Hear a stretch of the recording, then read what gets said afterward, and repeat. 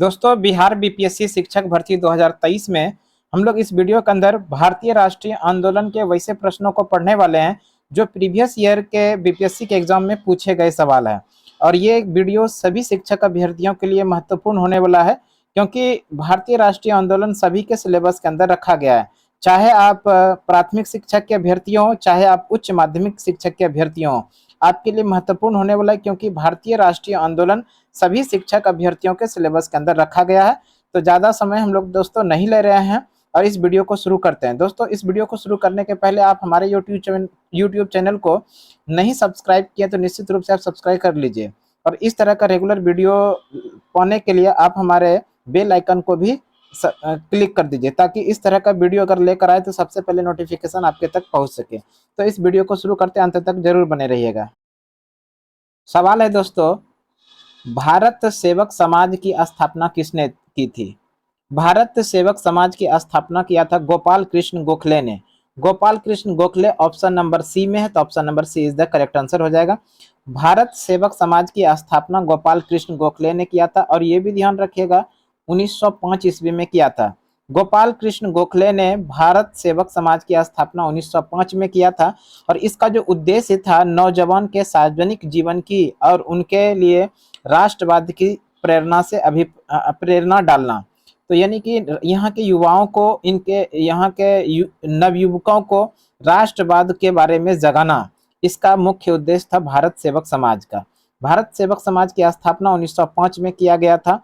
और अगर हम लोग बात कर ले गोपाल कृष्ण गोखले, गोपाल कृष्ण गोखले महात्मा गांधी के राजनीतिक गुरु थे। याद रखिएगा, महात्मा गांधी के राजनीतिक गुरु कौन थे? गोपाल कृष्ण गोखले। और गोपाल कृष्ण गोखले के राजनीतिक गुरु थे महादेव गोविंद रानाडे। याद रखिएगा, महात्मा गांधी के राजनीतिक गुरु गोपाल कृष्ण गोखले, और गोपाल कृष्ण गोखले के राजनीतिक गुरु जो थे महादेव गोविंद रानाडे थे। तो इस तरह से इस प्रश्न का जो सही आंसर होगा, भारत सेवक समाज की स्थापना गोपाल कृष्ण गोखले ने किया था। Option number C is the correct answer. अगला सवाल है, रविंद्रनाथ टैगोर ने अपनी नाइटहुड की उपाधि किस कारण त्याग दी? रविंद्रनाथ टैगोर ने अपनी नाइटहुड, इसके साथ में याद रखिएगा सर, सर भी याद रखिएगा, नाइटहुड यानी सर की उपाधि अंग्रेजों को वापस क्यों की? तो ध्यान रखिएगा, जलियांवाला बाग हत्याकांड के विरोध में। जलियांवाला बाग हत्याकांड हुआ कब था? ये भी ध्यान रखिएगा, 13 अप्रैल 1919 को। 13 अप्रैल 1919 को जलियांवाला बाग हत्याकांड के विरोध में रविंद्रनाथ टैगोर ने नाइटहुड यानी सर की उपाधि अंग्रेजों को वापस कर दी। और इसके साथ साथ में याद रखिएगा, जमुनालाल बजाज ने राय बहादुर की उपाधि वापस कर दी थी। जमुनालाल बजाज ने राय बहादुर की उपाधि वापस की थी। और इसी जलियांवाला बाग हत्याकांड के बाद महात्मा गांधी के द्वारा 1920 ईस्वी में भारत के अंदर किया गया पहला जन आंदोलन, जिसको असहयोग आंदोलन के नाम से जानते हैं। तो याद रखिएगा, जलियांवाला बाग हत्याकांड के बाद महात्मा गांधी के द्वारा भारत में किया गया पहला जन आंदोलन कौन सा था? तो असहयोग आंदोलन। इसमें सभी भारत के क्रांतिकारियों के साथ साथ आम जनों ने भी भाग लिया था, इसलिए इसको इसको जन आंदोलन के नाम से जाना जाता है। और इसी असहयोग आंदोलन के दरमियान महात्मा गांधी ने केसर ए हिंद का उपाधि अंग्रेजों को वापस किया था। वैसे ये प्रश्न का जो सही आंसर होगा, रविंद्रनाथ टैगोर ने अपनी नाइटहुड की उपाधि त्याग दी थी जलियांवाला बाग हत्याकांड के बाद। Option number C is the correct answer. अगला सवाल है, काकोरी ट्रेन डकैती कांड में किन क्रांतिकारियों को फांसी की सजा दी गई थी? काकोरी ट्रेन डकैती थी, ये सबसे पहले जानिए। काकोरी ट्रेन डकैती 9 अगस्त 1925 को, 9 अगस्त 1925 ईस्वी को, याद रखिएगा, 9 अगस्त 1925 ईस्वी को, 9 अगस्त 1925 ईस्वी को इसके पहले एक संगठन बनी थी जिसका नाम है HRA, हिंदुस्तान रिपब्लिकन एसोसिएशन।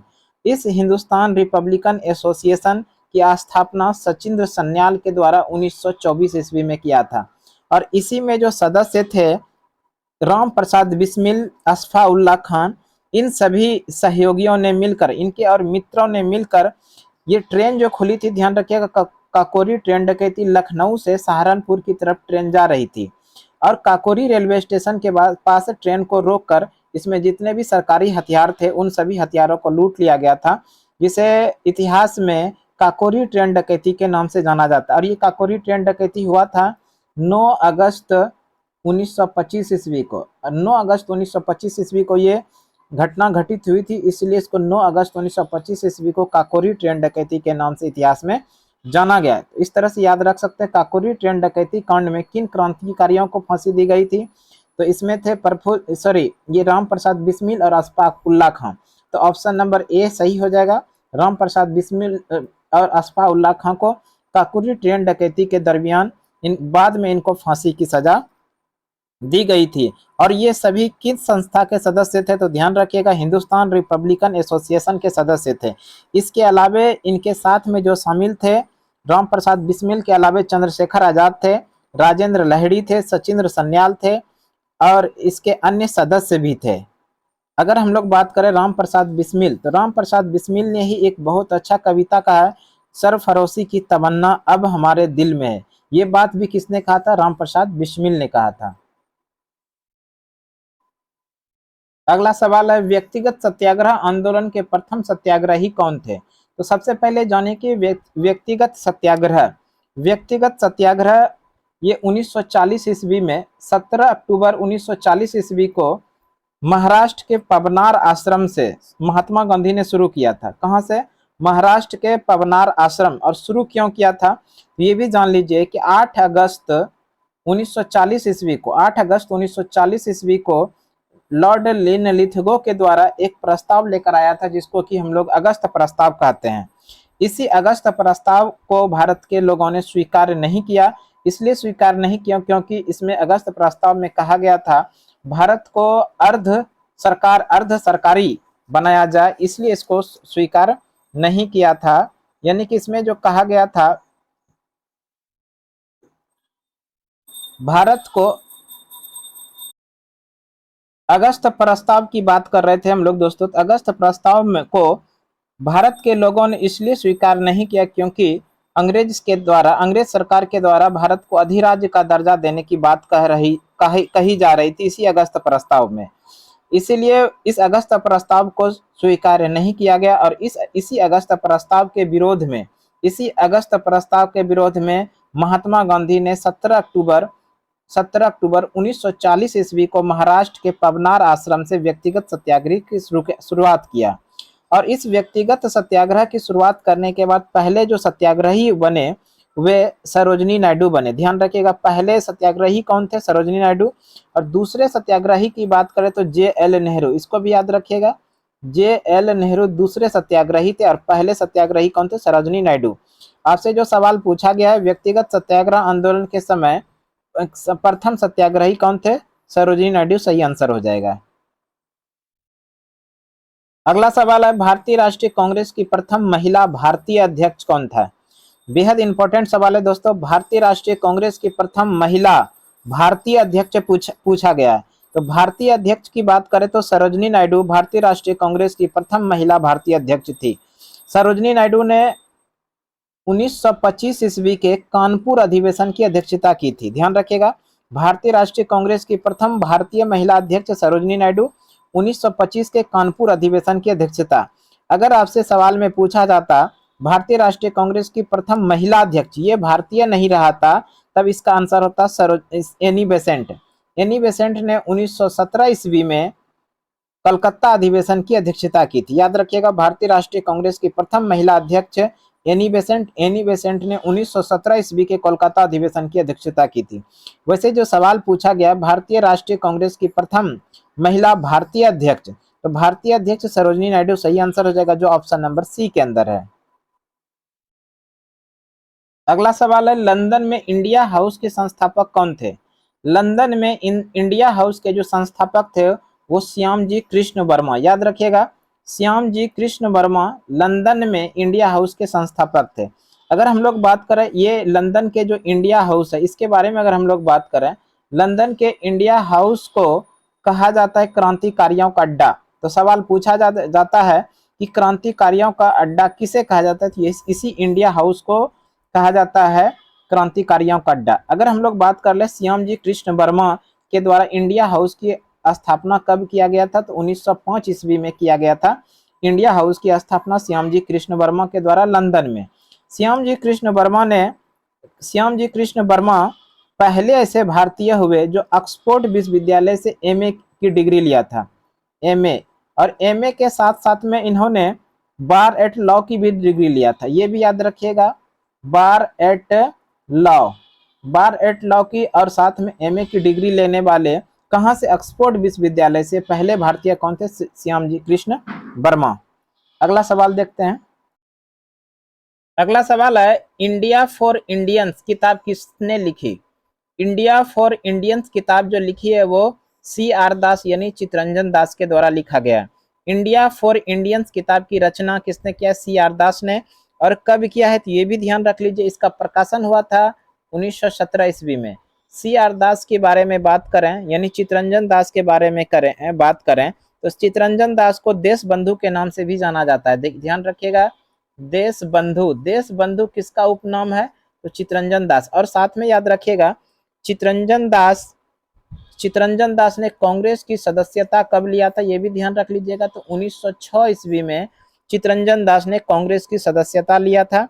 और उसके बाद 1921 में भारतीय राष्ट्रीय कांग्रेस यानी आईएनसी का जब अहमदाबाद अधिवेशन हो रहा था, इस अधिवेशन की इन्होंने अध्यक्षता भी किया था।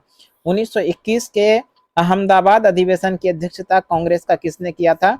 इसी चितरंजन दास ने। साथ साथ में एक बेहद इंपॉर्टेंट सवाल बनेगा, 1923 ईस्वी में चितरंजन दास और मोतीलाल नेहरू के द्वारा स्वराज पार्टी की स्थापना इलाहाबाद में किया गया था।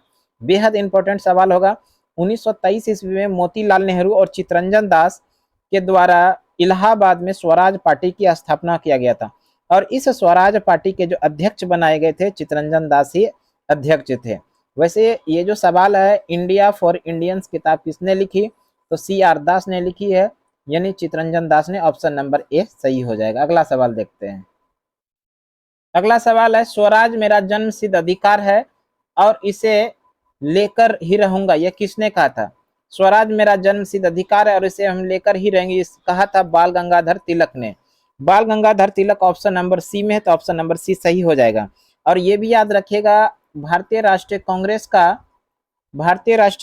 का जब लखनऊ अधिवेशन हुआ था 1916 में, तो इसी लखनऊ अधिवेशन के दरमियान बाल गंगाधर तिलक ने कहा था स्वराज मेरा जन्मसिद्ध अधिकार और उसे हम लेकर रहेंगे। अगर हम लोग बात करें बाल गंगाधर तिलक, तो बाल गंगाधर तिलक महाराष्ट्र में गणपति उत्सव और शिवाजी उत्सव मनाने की परंपरा इन्हीं के द्वारा शुरू किया गया है।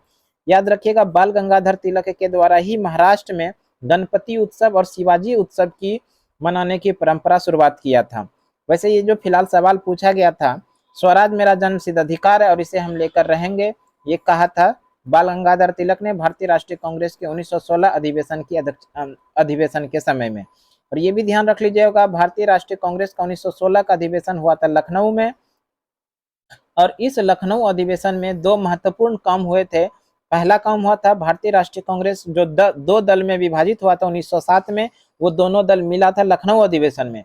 साथ साथ में कांग्रेस और मुस्लिम लीग के बीच में भी समझौता हुआ था। ये दोनों काम हुआ था कहाँ पर? भारतीय राष्ट्रीय कांग्रेस के लखनऊ अधिवेशन में। और साथ में एक सवाल और याद रखिएगा, भारतीय राष्ट्रीय कांग्रेस के लखनऊ अधिवेशन की अध्यक्षता अंबिका चरण मजूमदार के द्वारा किया गया था। अगला सवाल है, सत्यशोधक समाज की स्थापना किसने की थी? सत्यशोधक समाज की स्थापना 24 सितंबर 1873, याद रखिएगा 24 सितंबर 1873 को किसके द्वारा? ज्योतिबा फुले के द्वारा किया गया था। और कहां पर? यह भी ध्यान रखिएगा, महाराष्ट्र में। महाराष्ट्र। सत्यशोधक समाज की स्थापना ज्योतिबा फुले के द्वारा 24 सितंबर 1873 को कहां पर? तो महाराष्ट्र में किया गया था। अगर हम लोग बात कर लें बाबा साहेब भीमराव अंबेडकर, बाबा साहेब भीमराव अंबेडकर को भारतीय संविधान के पिता के नाम से भी जाना जाता है, यानी भारतीय संविधान के जनक के नाम से जाना जाता है भीमराव अंबेडकर। भीमराव अंबेडकर का जयंती प्रत्येक वर्ष 14 अप्रैल को मनाया जाता है। स्वतंत्र भारत के पहले कानून मंत्री या विधि मंत्री कौन बने थे? बाबा साहेब भीमराव अंबेडकर। साथ में याद रखिएगा, भीमराव अंबेडकर जब संविधान सभा का निर्माण किया जा रहा था, तो उस समय प्रारूप समिति के अध्यक्ष बनाए गए थे बाबा साहेब भीमराव अंबेडकर। अब अगला सवाल देख लेते हैं दोस्तों। अगला सवाल है, 1931 में बिहार समाजवादी पार्टी का गठन किसने किया था? 1931 में बिहार समाजवादी पार्टी का गठन किया गया था फूलन प्रसाद वर्मा के द्वारा। फूलन प्रसाद वर्मा ऑप्शन नंबर ए में है, तो option number A is the correct answer. साथ में याद रखिएगा 19 अप्रैल 1954 को 19 अप्रैल 1954 ईस्वी को बिहार में ही जयप्रकाश नारायण के द्वारा सर्वोदय आंदोलन की शुरुआत किया गया था। सर्वोदय आंदोलन की शुरुआत किसके द्वारा? जयप्रकाश नारायण के द्वारा। कब? 1954 में। साथ में एक सवाल और याद रखिएगा, 1934 ईस्वी में इसी बिहार के अंदर कांग्रेस समाजवादी पार्टी की स्थापना किया गया था, और इस कांग्रेस समाजवादी पार्टी के जो सचिव बने, महासचिव जो बनाए गए थे, वो जयप्रकाश नारायण को बनाया गया था। और जयप्रकाश नारायण ने 19 अप्रैल 1954 ईस्वी को बिहार में एक प्रसिद्ध आंदोलन शुरू किया था, जिसका नाम है सर्वोदय आंदोलन। कई बार सीधा सीधा प्रश्न पूछा गया, सर्वोदय आंदोलन की शुरुआत किसके द्वारा किया गया? तो जयप्रकाश नारायण के द्वारा किया गया था। अगला सवाल देखते हैं। दोस्तों आज का सवाल इतना ही था। 10 सवाल आप लोगों को पढ़ाए। इस 10 सवाल के अलावे एक्स्ट्रा फैक्ट भी हम आप लोगों को बताने का प्रयास किए, और ये जितने भी सवाल थे प्रीवियस ईयर बीपीएससी के प्रीवियस ईयर के सवाल में पूछे गए सवाल थे। तो इस तरह का वीडियो हम आप लोगों के लिए रेगुलर लेकर आते रहेंगे। तो जाते जाते एक अच्छा सा कमेंट बॉक्स में जरूर कीजिए। आज के क्लास के लिए इतना ही। अगले क्लास में फिर से मिलते हैं, तब तक के लिए धन्यवाद। जय हिंद।